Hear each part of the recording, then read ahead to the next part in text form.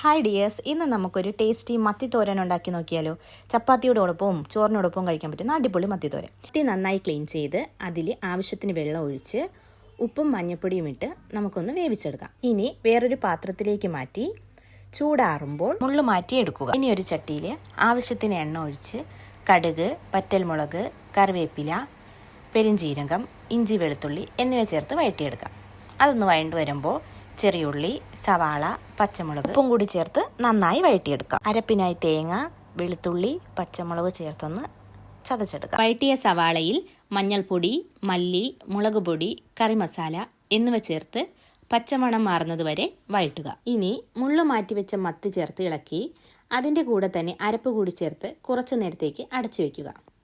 ശേഷം കുടംപുളി കൂടി ചേർത്ത് നല്ലതുപോലെ ഇളക്കി ലോ ഫ്ലെയിമിൽ 1 to 2 മിനിറ്റ്സ് ഒന്ന് വേവിക്കുക. നമ്മുടെ ടേസ്റ്റി മത്തിത്തോരൻ ഇവിടെ റെഡി ആയിട്ടുണ്ട്. ചട്ടിയിലെ സ്വാദ് എന്ന എൻ്റെ യൂട്യൂബ് ചാനൽ എല്ലാവരും ഒന്ന് ലൈക്കും ഷെയറും സബ്സ്ക്രൈബ് കൂടി ചെയ്യണേ.